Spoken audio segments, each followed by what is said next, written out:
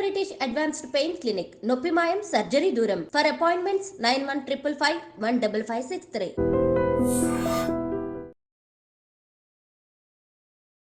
నమస్కారం, welcome to I dream. ధర్మ మార్గం విత్ విజిత కార్యక్రమానికి స్వాగతం.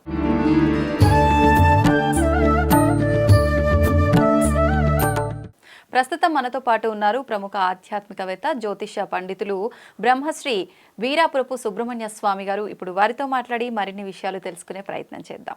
నమస్కారం గురువుగారు. శుభాశీస్సులండి. గురువుగారు, కళలు అంటుంటారు, అవును, పగటి కళలు అంటుంటారు. అవును.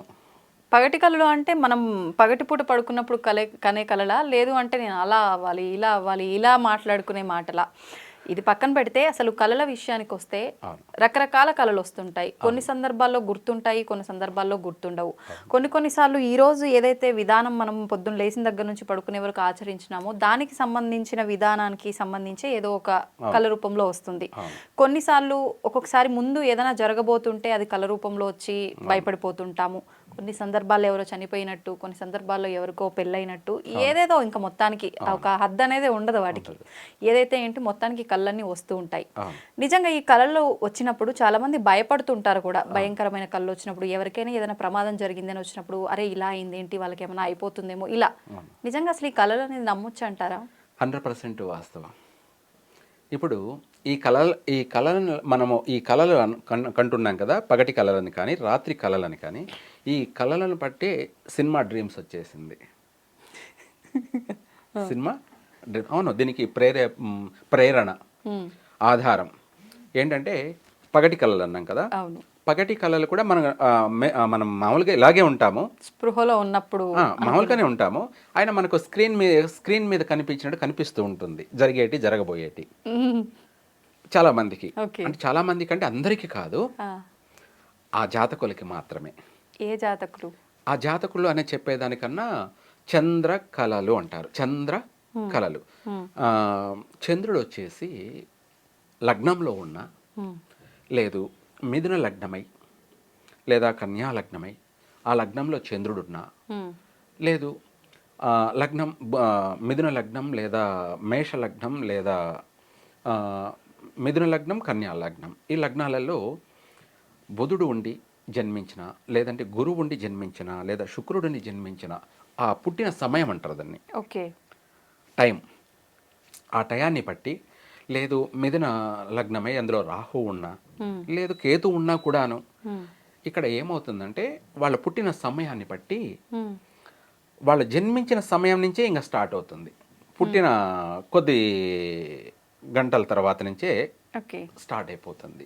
అంటే జరిగిపోయినవి గత జన్మలు. కానీ గత జన్మలు అంటే ముందు జన్మ ఏమిటి, ఎక్కడ పుట్టాము, ఏ ప్రాంతంలో పుట్టాము, అక్కడ ఏం చేస్తాము, మనం ఏం సాధించాము, ఏమిటి మన జీవితం జరిగిపోయింది అన్నది కూడా మొత్తం కనపడుతూ ఉంటుంది మనకి. ఆ కనిపిస్తూ వాళ్ళు భయపడము, ఉలిక్కి పడ్డము, ఏడ్చడము, అంటే అవన్నీ తలుచుకొని ఏడ్చడము, ఉలిక్కి పడ్డము, భయపడ్డము జరుగుతూ ఉంటాయి. ఆ జరుగుతున్న దాంట్లో ఆ పిల్లలు అభివృద్ధి చెందలేకపోతుంటారు. సరే, దానికి కలినీళ్ళని చల్లుతారు.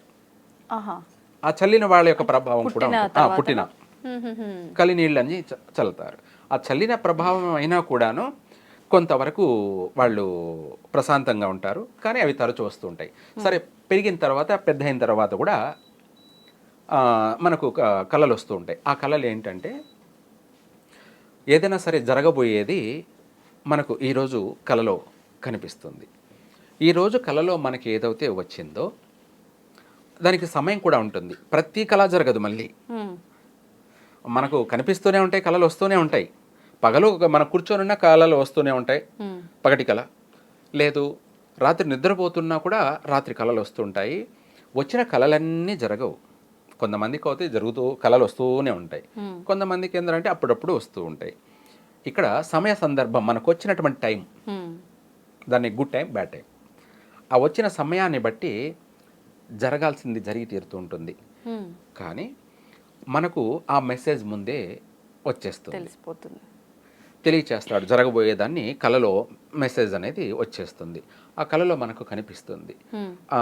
ఎట్లా కళ్ళకు కట్టినట్టే మనం డైరెక్షన్ చేసి మన సినిమా తీసినట్టుగానే మొత్తం అంతా కళలో కనిపించేస్తుంది. ఈ వచ్చిన కళే రేపు కానీ అంటే మరుసటి రోజు నిద్రలేచాక ఆ రోజే జరగడం కానీ, లేదంటే వారానికి జరగడం కానీ, లేదా నెలకు జరగడం కానీ, లేదా సంవత్సరంలోపైనా సరే మనకు వచ్చిన కళ ఏదైతే ఉందో అది జరిగే తీరుతుంది. సమయాన్ని బట్టి ఎప్పుడు జరుగుతుంది అన్నది పక్కన పెట్టేసాయి. ఎప్పుడైనా జరగచ్చు. కానీ ఆ జరిగిన సందర్భాన్ని బట్టి మనం అది చూసామనుకోండి, మన కళ్ళ ముందరే జరిగింది అనుకోండి, అప్పుడు మనం అనుకుంటాం, అరే ఈ కళ నాకు ఇదంతా నాకు ముందే తెలుసు కదా, ముందే నాకు కళలో వచ్చింది, నాకు వచ్చిన కళే ఇక్కడ జరిగింది అని చెప్పేసి అప్పుడు వాళ్ళు డ్రీమ్లోకి వెళ్ళిపోతారు. ఏమిటి ఇది నాకు ముందే తెలిసిందే అని చెప్పేసి అందరికీ చెప్పుకుంటుంటారు. ఈ కళ నాకు ముందే వచ్చింది, జరుగుతుందని. నేను జరుగుతుందో లేదో నేను అంతగా దాన్ని పట్టించుకోలేదు. జరిగిన తర్వాత నాకు ఈ జరిగేది ముందే నాకు తెలిసిపోయింది అని చెప్పేసి అందరికీ చెప్పుకుంటుంటారు. ఇలా ప్రతి కళకు ఒక్కొక్క టైం అంటూ ఉంటుంది. ఆ టైంలో వచ్చిన కళ ప్రతిదీ జరిగే తీరుతుంది. అది ఎటువంటిదైనా సరే. ఒక మనిషికి పెళ్ళైనట్టు వచ్చింది అనుకుందాం, అది జరుగుతుంది. లేదు ఆ మనిషికి ఎవరో చనిపోతున్నట్టు కళ వచ్చిందనుకోండి, అది కూడా 100% జరుగుతుంది. అది రేపే జరగచ్చు, లేదా నెలకో జరగచ్చు, కానీ సంవత్సరమో అయినా కానీ జరిగే తీరుతుంది. కొంతమందికి దేవుళ్ళే కళలో వచ్చారని చెప్పి ఏదో అది బాగు చేయడము, లేకపోతే గుడి కట్టించడము, ఇలాంటివి అని చెప్పి చెప్తుంటారని చెప్పి అంటారు. ఇది నమ్మొచ్చు అంటారా? 100%. ఎందుకంటే మనకు పాజిటివ్ మెసేజ్ అన్నాం కదా, భగవంతుడు ప్రత్యక్షంగా వాళ్ళకి కనిపించాడు, పరోక్షంగా అంటే కళల రూపంలో కూడా మెసేజ్ ఇస్తాడు. ఇలా చెయ్యమని చెప్పి మనకు ముందే తెలియచేస్తాడు. ఆ తెలియచేసేది కూడా ఏమిటి అంటే ఆయన ఇచ్చినటువంటి ఆ మెసేజ్ 10 మందికి ఉపయోగపడుతుందా లేదా, ఇదే కాకుండా ఇది 10 మందికి మంచి జరుగుతుందా లేదా అన్నది కూడా మనం ఆలోచించుకొని ఆ వచ్చినట్టు కళని మనము ఆలస్యం చేయకుండా తక్షణమే ఆ కళను మనము అమలుపరచాలి, అంటే చేసి చూపించాలి. ఇందాక మీరు అన్నట్టు గుడి కట్టడమో లేకపోతే కోనేరు కట్టడమో, ఇవే కాకుండా సత్రం అనేవాళ్ళు పూర్వం. అంటే ఇప్పుడు హోటల్స్ అంటారు అనుకోండి. సత్రం అంటే ఏంటంటే 10 మంది అక్కడ గూడు లేని వాళ్ళు 10 మంది వచ్చి ఉండిపోయేదానికి నివాసం. ఇలా సత్రాలు అంటే ఏంటి, ఉచితంగానే. ఇవన్నీ కట్టడం అంటే కూడా వాడు గత జన్మల్లో కూడా రాజు అయి ఉన్నవాడే చేయగలడు. ఏమిటి రాజు పూర్వజన్మలో రాజు అయి ఉంటేనే మళ్ళీ ఆ కోరికలు మళ్ళీ తీర్చుకుంటాడు కూడా. మళ్ళీ జన్మలో కూడా వాడు గుడి కట్టించడము, కోనేరు కట్టడము, లేదంటే బావి తవ్వించడము, లేదా సత్రం నిర్మాణం చేయడము, ఉపయోగపడే పనులే చేస్తూ ఉంటాడు. కళలు అనేటివి మనకు ప్రతి కళ కూడాను జరిగే తీరుతుంది. కానీ అది ఎప్పుడు జరుగుతుంది అనేది కూడా మనకు తెలియదు అనమాట. మన కళ్ళకు మనం చూసినప్పుడే ఇది నిజము అని తెలుస్తుంది. మనం చూడకుండా ఉంటాం కదా, ఆ కళ ఏం జరిగిపోతుంటుంది, కానీ మనం చూడలేదు కాబట్టి అది మనకు తెలియదు. చూడని పక్షాన తెలియదు. ఎట్లా తెలుస్తుంది? మనకు వచ్చిన కళ మనకు కళ్ళ ముందర కనిపిస్తేనే మనకు నమ్ముతాం మనం, అవును ఇది నిజం అని. అలా దాన్ని 6th సెన్స్ అని కూడా అంటారు. భూత భవిష్యత్తు అన్నది ప్రతి మనిషికి కూడా జరగబోయేటువంటి ఉపద్రవాలు కానీ, అది ప్రపంచానికి జరగబోయే ఉపద్రవాలు కానీ, లేదు ఆ నగరానికి జరగబోయే ఉపద్రవాలు కానీ, గ్రామానికి జరగబోయే ఉపద్రవాలు, లేదా వాళ్ళ కుటుంబానికి జరగబోయేటువంటి ఉపద్రవాలు కానీ, అది మంచి అయితే మంచి, చెడు అయితే చెడు, ప్రతిదీ కూడా కళ వస్తూనే ఉంటుంది. ఆ కళను కనుక్కున్నవాడే ఒక పండితుడితో సమానం. కళ కనుక్కున్నవాడు పండితుడు, అంటే మహాపండితుడు అంటారు. అతనితో సమానమైనటువంటి వాళ్ళు. ఇటువంటి వాళ్ళంతా కూడా పూర్వ జన్మలో వాళ్ళ జన్మలు మామూలు జన్మలు కాదనమాట. చాలా చాలా గొప్ప గొప్ప ఉన్నత స్థానంలోనూ ఉన్నత స్థాయిలోనూ వాళ్ళ జీవనం జీవించి వచ్చినటువంటి వాళ్ళే. 10 మందికి వాళ్ళు ఆదర్శ ప్రాయాలన్నమాట. అటువంటి వాళ్ళకి మరు జన్మలో కూడా కళలు అనేటివి వస్తూనే ఉంటాయి. గురువుగారు ఆ, పెద్దవాళ్ళు చెప్తూ ఉంటారు, అవును కోటి అప్పులున్నా సరే అవి ఎన్నున్నాయి అనేది పక్కన పెట్టు, అవును. తినటానికి పూట కూడా గడవని స్థితిలో ఉన్నా సరే నీ ధైర్యాన్ని మాత్రం ఎక్కడ కోల్పోవద్దు, ధైర్యంగా ఉండాలి, అన్ని సర్దుమనుగుతాయి నిదానంగా అని చెప్పి అంటూ ఉంటారు. అవును. నిజంగా ప్రతి అడుగు అడుగున మనకు ప్రతి కదలికలో పొద్దున్న లేచిన దగ్గర నుంచి పడుకునే వరకు ఏదైనా డబ్బు లేనిదే గడవదు. అవును. అట్లాంటిది మనకు డబ్బు లేకనే అప్పులు చేసాం, అవును. అప్పులు అంత కుప్పు ఉంది, అవును. తినటానికి ఒక 5 ఏళ్ళు లోపలికి వెళ్ళటానికి సరిగ్గా ఫుడ్ లేదు. అవును. ఇటువంటి పరిస్థితుల్లో ధైర్యాన్ని కోల్పోతామే తప్ప అసలు ఈ జీవితమే ఎందుకు అనుకుంటామే తప్ప ధైర్యంగా ఎలా ఉంటామంటారు? అసలు ఏంటి వాళ్ళు చెప్పిన దానికి అర్థం? చాలా మంచి విషయాలే అడిగారు. ఇవన్నీ కూడా మనిషికి మనోధైర్యాన్ని ఇచ్చేటువంటివి.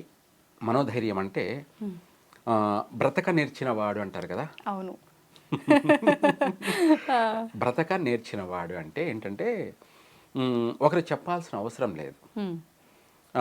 తనంతట తానే ప్రతిదాన్ని అన్వేషించాలి. పుట్టగానే మనిషి పెద్దలు మాట్లాడే మాటలను బట్టి అనుసరిస్తాడు తప్ప సొంతంగా మాట్లాడలేడు. రాను రాను ఎదిగే కొద్దీ 10 మందితో కలిసి మనుషుల్ని చదువుతాడు. మనుషుల్ని చదువుతాడు. ఆ మనుషుల యొక్క మాట తీరు, ఆ మనుషుల యొక్క నడుచుకునే నడవడికను బట్టి ఇతనికి ఆదర్శం అవుతుంది. అంటే మనం కూడా ఇలా చెయ్యాలి అని. అనగా ఇట్లా ప్రతి విషయాలలోనూ మనిషి 10 మందిని అనుసరించే నడుచుకుంటాడు. అలాగే బ్రతకడం కోసం, ఏదైనా సాధించడం కోసం పట్టు వదలని విక్రమార్కుడిలాగా ప్రతిదాన్ని ప్రయత్నం చేయాలి. ప్రతిదాన్ని ప్రయత్నం చేస్తూ పోతూ ఉంటే సాధించిందంటూ ఏదీ ఉండదు. మనం ఈరోజు ప్రయత్నం చేశాము, కాలేదు అని నిరాశ చెందకూడదు. ఇంకొక స్టెప్ పెంచాలి రేపు స్ట్రాంగ్గా. అలాగే రెండో రోజు కాలేదు, అప్పుడు ఇంకా దృఢంగా బలంగా ఆ ప్రయత్నం, సంకల్ప బలాన్ని ప్రయత్నం చేస్తే మనం తినడమే కాదు, మనతో పాటు 10 మందికి పెట్టగల స్థాయి, స్తోమతను కూడా మనం సంపాదించి 10 మందికి దారిని చూపించగలం. ఇందాక మీరు అన్నట్టుగా మనిషి పుట్టుకతో ఏది నేర్చుకోలేడు, మనిషి పుట్టుకతో ఏదీ చేయడు. మనం మాట్లాడే మాటలు కూడా పుట్టగానే ఎవరు మాట్లాడరు. నేను ఇందాక చెప్పాను, అనుసరించడం, ప్రతిదీ సర్వే, అంచనా. మన తల్లిదండ్రులు మనకు వాళ్ళు మాట్లాడుతూ ఉంటే ఇలా మాట్లాడు, అలా మాట్లాడని చిన్నప్పుడు పిల్లలు అప్పుడు చెప్తూ ఉంటే ఆ మాటల్ని మనము అర్థం చేసుకుంటూ ఆ మాటల్ని నేర్చుకుంటాం. వాళ్ళు మంచి మాట మాట్లాడారనుకోండి, మనం అదే మాటను తీసుకుంటాం. అదే వాళ్ళు చెడ్డగా మాట్లాడుతున్నారనుకోండి, అదే మాటని మనము ఆచరిస్తాం. మన తల్లిదండ్రులు మనకి ఏది నేర్పారో, అంటే మన తల్లిదండ్రులే కాకుండా మన తోటి వాళ్ళు కానీ, కుటుంబ సభ్యులు కానీ ఏది మాట్లాడారో అదే మనం మాట్లాడతాం. అలాగే మన పక్కన ఎవరైతే పిరికి వాళ్ళు ఉన్నారో మనకు కూడా అదే పిరికి లక్షణాలు అవలంబన వచ్చే అవకాశం ఉంది. మన పక్కన ధైర్యవంతులుంటే మనకు కూడా అంతకంటే రెట్టింపు ధైర్యం వస్తుంది. అంతకంటే రెట్టింపు ధైర్యం వస్తుంది. అయితే ఇవన్నీ కూడా పక్కన పెట్టేస్తే మీరు ఇందాక అన్నట్టు బ్రతుకు తెరువు కోసం మనకు అనాదిగా నుంచి కూడాను ఎవరు పాస్తులు సంపాదించి పెట్టలేదు ఎవరు కూడా.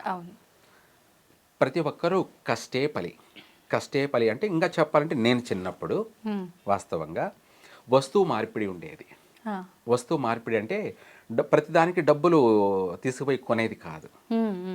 నేను చిన్నప్పుడు సత్తు పైసలు, 10 పైసలు, 5 పైసలు, 10 పైసలు, పావల, అదే 20 పైసలు, 25 పైసలు, ₹10, 50 పైసలు, ఇలా రూపాయి ఉండేటివి. అయితే అవి కూడా రేరు పల్లెల్లో.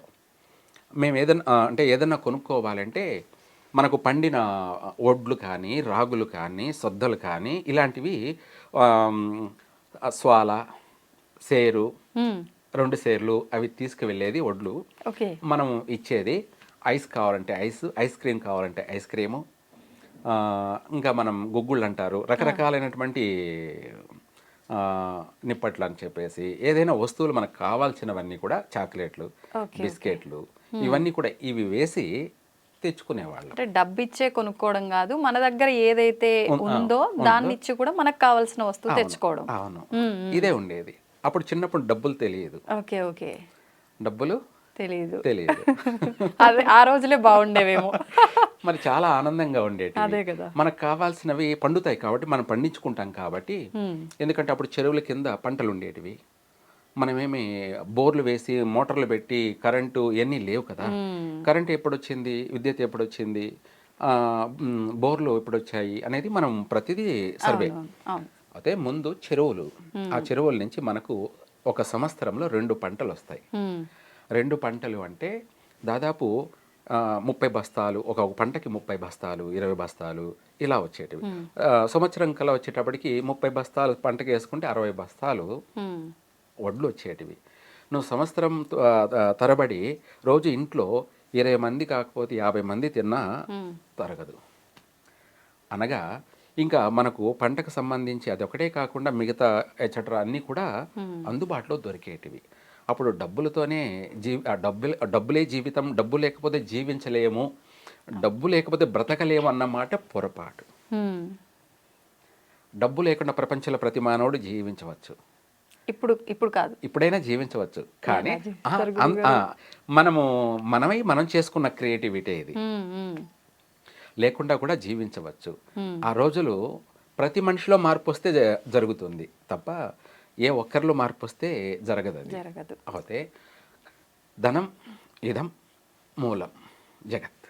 ఇక్కడ మనకు ధనం అనేది లక్ష్మీ నివాసం. ధనం ఉన్నవాడు లక్ష్మీపుత్రుడు. ఏమిటి? లక్ష్మీపుత్రుడు. అలాగే ధైర్యం ఉన్నవాడు కూడా లక్ష్మీపుత్రుడే, ధైర్యలక్ష్మి. బ్రతకడం కోసం నాకు ఇది తెలియదు, నేను ఇది చేయలేను అని అనుకోకూడదు. ధైర్యం ఉన్నవాడు ఏంటంటే చేసేస్తాడు. చేత కాని దాని కానీ తెలియదు, దాన్ని నేను సాధించలేను అనుకోడు. మొండిగా ప్రయత్నం చేస్తాడు, సక్సెస్ అవుతాడు. వాడిని లక్ష్మీపుత్రుడు అంటారు. విజయలక్ష్మి వరించింది, ధైర్యే లక్ష్మి. ధైర్యలక్ష్మి ఉంటే విజయలక్ష్మి ఆటోమేటిక్గా వచ్చేస్తాయి, అన్నీ వచ్చేస్తాయి. ఇంకా దానికి మించింది లేదు. అన్నిటికీ కూడా సాహసం ప్రతిదీ. అయితే ఇక్కడ మనకు ప్రతి విషయంలో జీవన విధానానికి సంబంధించి మనం బ్రతకడం కాదు, మనం 10 మందిని పోషించాలి. మనంతటా మనం బ్రతకడమే కాదు, మనం 10 మందిని పోషించినప్పుడే వాడు మహానుభావుడు. వాడే దైవం మనుష్య రూపేణ. దైవం మనుష్య రూపేణ 10 మందికి పెట్టినవాడు దేవుడు. 10 మందికి పెట్టినవాడే దేవుడు. రెండోది 10 మందిది పీక్కొని తినేవాడు కాదు, 10 మందిది పీక్కొని తినేవాడు రాక్షసుడు. 10 మందికి పెట్టేవాడే దేవుడు. ఇలా మనము చిన్నప్పటి నుంచే ప్రతి విషయంలోనూ ప్రతి దాంట్లోనూ మనము పట్టుదలతో ధైర్యంగా ప్రతి పనిని ప్రయత్నం చేస్తే సాధించిందంటూ ఈ ప్రపంచంలో ఏది ఉండదు. ఈ ప్రపంచంలో సాధించిందంటూ ఏదీ ఉండదు. ఎంతవరకైనా అది సాధించవచ్చు. ప్రతి విషయంలో కూడా మనకు ధైర్యం అనేది ఉండాలి. ముఖ్యంగా దాన్ని మనోధైర్యం అనొచ్చు, లేదా మొండితనం అనొచ్చు, లేదా ఎలాగైనా పేరు పిలవచ్చు. కానీ బ్రతకడం ఈజీనే. కానీ 10 మందికి నష్టం కలిగించకుండా బ్రతికిందే బ్రతుకు. 10 మందికి కష్టము నష్టము కలగ చేయకుండా బ్రతికిన వాళ్ళే దేవుడితో సమానం. అదే సమస్త సుఖినో భవంతు, సమస్త లోకానాం సుఖినో భవంతు, సర్వే జనా సుఖినో భవంతు. సర్వే జన సుఖినో భవంతు అంటే అందరూ బాగుండడానికి కోరుకున్నవాడే మగాడు. గురుగారు, మంచి మనుషులతో మనం సహవాసం చేసినప్పుడు కానీ వాళ్ళ చుట్టుపక్కల మనం తిరుగుతున్నప్పుడు కానీ మనకు అలాంటి ప్రభావమే పడుతుంది, మనం కూడా మంచి పోకడలో వెళ్తుంటాం అంటుంటారు. అదేవిధంగా చెడు వాళ్ళతో సహవాసం చేసిన, చెడు వాళ్ళు ఉండే ప్రాంతంలో మనం ఉన్నా ఆ వ్యసనాలు వాళ్ళకుండే అవన్నీ కూడా ప్రభావం మనని ప్రభావితం చేసి మనం కూడా అదే పోకడలో వెళ్ళే విధానాన్ని ఆచరిస్తుంటామని చెప్పి పెద్దవాళ్ళు చెప్తూ ఉంటారు. నిజంగా ఈ మంచి చెడు, మంచి వాళ్ళతో సాహసం చేస్తే మంచి, చెడు వాళ్ళతో చేస్తే చెడు, ఇదంతా నమ్మొచ్చు అంటారా? ప్రతి ఒక్కరికి కూడా మన ఆలోచన విధానం అనేది కరెక్ట్గా ఉంటే, మన పక్కన చెడు వాళ్ళు ఉంటే ఏంటి, మంచి వాళ్ళు ఉంటే ఏంటి, నా ఆలోచన కరెక్ట్గానే ఉంది, సరైన పద్ధతిలో ఉంది, నేను కరెక్ట్గా వెళ్తున్నా, అది కదా ఆలోచించాలి. ఎందుకు పక్కనున్న వాళ్ళు ఎందుకు మనల్ని ప్రభావితం చేయాలి, మనం ఎందుకు వాళ్ళ ప్రభావితం చేస్తే మనం దానికి ఎఫెక్ట్ అవ్వాలి? ఈ విధానాన్ని అంతా కూడా అసలు నిజంగా నమ్మొచ్చు అంటారా? ఇది ఒక మూఢనమ్మకంగా భావించవచ్చు అంటారా? లేదు, 100% కరెక్ట్, చెప్పింది నిజమే. ఎలా కరెక్ట్ అంటారు? వాస్తవంగా ఈ ప్రపంచంలో ఏదైనా ఒక ఇష్యూ జరుగుతుంది అంటే దానికి అక్కడ ఉన్నటువంటి మంచి చెడులను బట్టే ఆ కథ, ఆ స్టోరీ అంతా కూడా జరిగిపోతూ ఉంటుంది. తర్వాత రాను రాను అది చరిత్రలో కథలు, స్టోరీలు, జరిగిపోయిన దాన్ని పురాణం, కథ, ఇతిహాసం, స్టోరీ, అనేక రకాలు. మాట ఏదైనా కూడా, పదాలు ఏవైనా కూడా, ప్రపంచమంతా వర్షం కురిచినా ఆ నీరు పైనుంచి కాలువలుగా పారిపోయినా, లేదా భూగర్భం నుంచి రాతి కీట్లలో నుంచి పారిపోయినా అవన్నీ కలిసిపోయి సముద్రంలోనే చేరేది. అలాగే మనం ఎన్ని చెప్పినా మన చుట్టూ ఉన్నటువంటి ఒక నడవడికే మంచి చెడులను తెలియచేస్తుంది. మన చుట్టూ ఉన్నటువంటి విధానమే నడవడికలను తెలియచేస్తుంది. దీంట్లో ఎగ్జాంపుల్గా మనము పూల వనం పక్కన ఉన్నామనుకోండి, లేదంటే పూలు అమ్మే చోట ఉన్నామనుకోండి, పూల తోట పక్కన ఉన్నామనుకోండి, మన చుట్టూ పూలు ఉన్నాయనుకోండి, ఆ పూల నుంచి వాసన పరిమళిస్తూ ఉంటుంది. ఆ వాసన మనకు ఆరోగ్యాన్ని ఇస్తుంది, ఆయుష్ను కూడా పెంపొంద చేస్తుంది. ఇదే కాకుండా మనము గాలిలో తేలిపోయినట్టు డ్రీమ్లోకి వెళ్ళిపోతాం. ఐ డ్రీమ్లోకి అంటే డ్రీమ్ అంటే ఏంటి, ఐ అంటే ఎక్స్ట్రా, ఎక్కడికో వెళ్ళిపోతాం.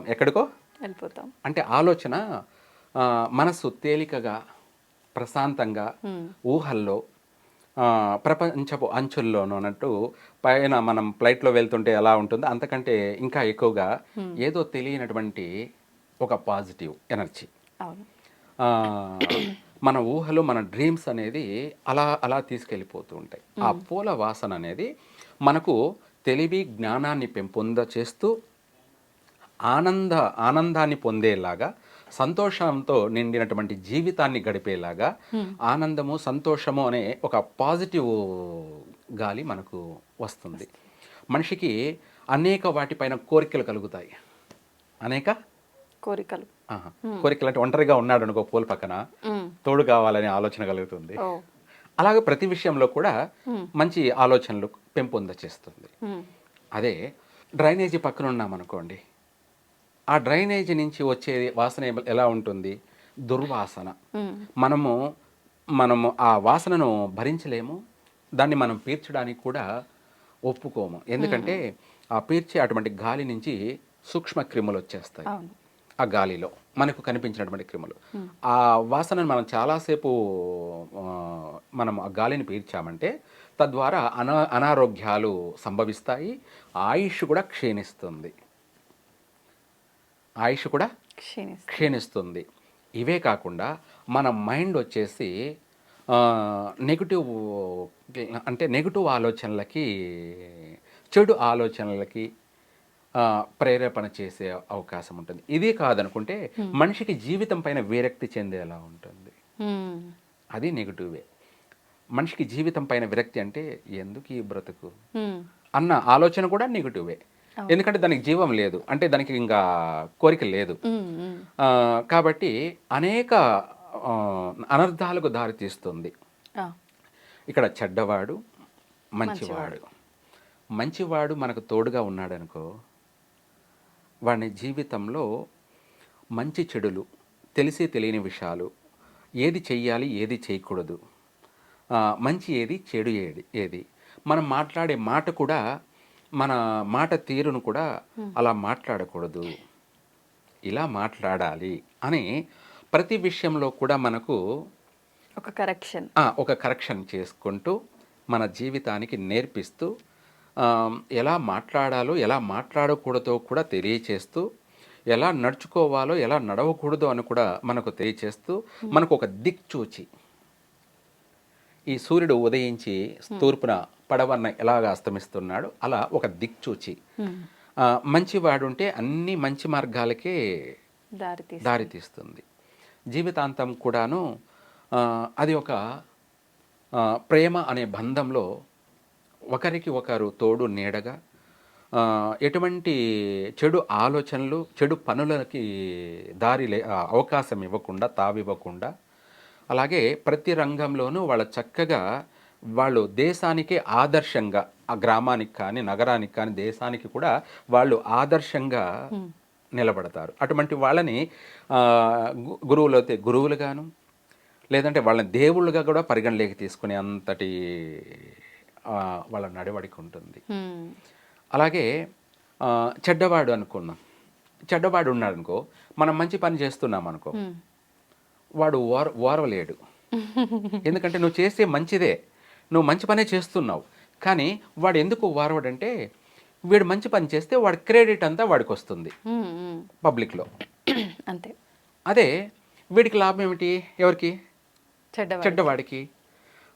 వాడిని చెడగొడితే, వాడిని డైవర్ట్ చేస్తే, వాడిని దారి మళ్ళిస్తే 10 మంది వాడిని తిడతారు, దూషిస్తారు.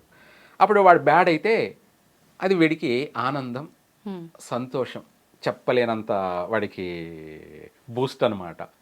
ఎందుకంటే చెడగొట్టడంలో చెడ్డవాడు నెంబర్ 1 అన్నమాట. కాబట్టి అది వాడికి ఆనందం, వాడికి ఎంతో ఆనందం. అది చెప్పలేనంత 1000 ఏనుగుల బలంలాగా వాడు భ్రమిస్తూ ఉంటాడు.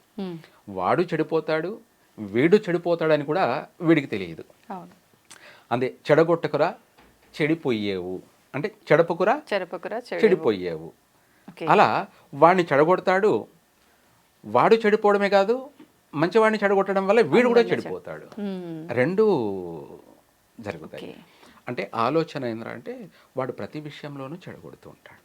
ప్రతి విషయంలో అంటే చదువులో కానీ, ముందు చిన్నప్పటి నుంచి ఆటల్లో కానీ, తర్వాత చదువులో కానీ, తర్వాత సంపాదించేటువంటి పనుల్లో కానీ, మనం ప్రతి రంగంలో జాబ్ ఇస్తాం 10 మందికి. ఆ 10 మంది మంచి వాళ్ళు అవుతే ఎవరి పని వాళ్ళు చేసుకుంటూ ఆ కంపెనీని డెవలప్మెంట్ చేసుకుంటూ వెళ్తారు. ఆ 10 మందిలో ఒక్కడు చెడ్డవాడుండి 9 మంది మంచి వాళ్ళు ఉన్నారనుకోండి, ఆ ఒక్కడు 9 మందిని చెడగొట్టేస్తాడు. అంటే అందరికీ ఎవరి జుట్టు వాళ్ళకి ముడేస్తాడు, అందరినీ చెడగొట్టేస్తాడు. అనగా మనము ఒక కడవడ పాలు పెట్టి దాంట్లో ఒక నిమ్మరసం డ్రాప్ పిండినా ఆ పాలు ఇరిగిపోయినట్టుగా ఆ మిగతా 9 మందిని చెడగొట్టడమే కాకుండా కంపెనీని కూడా లాస్ గురి చేస్తాడు. లాస్ట్కి వీడికి కూడా ఆ కంపెనీలో జాబ్ లేకుండా పోతుంది, ఆ కంపెనీ నుంచి వీడికి జీతం కూడా ఇవ్వలేని పరిస్థితికి వస్తుంది, ఆ కంపెనీ మూసేసే స్థాయికి తీసుకొచ్చేస్తాడు. అదే వాడు చెడిపోయాడు అనమాట, చెడ్డవాడు. అంతే. కంపెనీ ఉంటే 10 మందికి ఉపయోగపడుతుంది, అది డెవలప్మెంట్ అవుతే ఇంకా ఒక 10 మందికి కూడా అవకాశం వస్తుంది. అలా మంచివాడు ఇలాంటి పనులు చేసుకోబోతుంటాడు. చెడ్డవాడు ఏంటంటే ఆ చేసే వాళ్ళని కూడా చేయనీడు, చెడగొడతాడు. ఉన్న 10 మందిని చెడగొట్టడమే కాకుండా కంపెనీనే చెడగొట్టేస్తాడు. దాని నుంచి వీడికి పని లేకుండా పోతుంది, వీడితో పాటు ఉన్న వాళ్ళందరికీ కూడా పని లేకుండా పోతుంది, అందువల్ల ఆదాయం లేకుండా పోతుంది. చెడ్డవాడు అనేవాడు డేంజర్. మనం ఎవరినైనా దగ్గరికి తీసుకునేటప్పుడు వాడు మంచివాడా చెడ్డవాడా అని మనం ఆలోచించి తీసుకోవాలి. ఎవరొకరు అంటే మనకు ఎవరైతే ఏముందిలే తీసేసుకుందాం, మన పని జరుపుకుందామని మనం అనుకున్నాం అనుకో, మన పని జరగడం కాదు, మన పని అయిపోతుంది, మన పని అయిపోతుంది. ఇలా ప్రతి రంగంలో ఇలా ఉండడం వల్ల మన భారతదేశం అభివృద్ధి చెందలేకపోతుంది. అభివృద్ధి చెందిన మళ్ళీ అప్ అండ్ డౌన్లు. ఇక్కడ మూన్ అంటే చంద్రుడు, శుద్ధపక్షము శుక్లపక్షము అంటారు. చంద్రుడు ఎలా దినదినము పౌర్ణం వరకు అభివృద్ధి చెందుతున్నాడో అలా ప్రతి రంగంలోనూ ప్రతి విషయంలోనూ ప్రతిదీ అలా డెవలప్మెంట్ జరుగుతూనే వెళ్ళాలి. అలా డెవలప్మెంట్ జరుగుతూ వెళ్తూ ఉంటుందో పౌర్ణమి రోజు అనేది ప్రపంచానికంతా ఓ వెలుగు. వాళ్ళ కంపెనీకి వాళ్ళ ఇంటికి పండగలాగా ఒక కంపెనీని 10 కంపెనీలుగా అభివృద్ధి చేసే అటువంటి అభివృద్ధి చెందుతుంది. ఈ చెడ్డవాడు ఉంటే ఏమవుతుంది? చీకటైపోతుంది. ఏమవుతుంది? శూన్యమైపోతుంది. ప్రతిదీ చెడగొట్టేస్తుంటాడు. ప్రతి దాని నష్టాలకు గురి చేస్తుంటాడు. ఒక్క విషయంలోనే కాదు, ప్రతి విషయంలో కూడా అంతే. ఇది ఈ విషయమో అని చెప్పడానికి లేదు. వాడి వల్ల బాగుపడేది ఏమి ఉండదు, అంతా అనర్థమే. ప్రపంచాన్నంతా కూడా నాశనం చేసే అవకాశం కూడా ఉంటుంది. అంటే అటువంటి వాళ్ళే యుద్ధాలను సృష్టించే స్థాయికి పోతుంది. యుద్ధాలని సృష్టించే స్థాయికి వెళ్ళిపోయేసి ప్రపంచాన్ని నాశనం చేసేస్తుంది. కాబట్టి చెడ్డ వాళ్ళని మనము దగ్గరికి కాదు కదా, దూరంగా పెడితే, ఎంత దూరం పెడితే అంత మంచిది. వాళ్ళ గాలి సోకినా కూడా మైలే.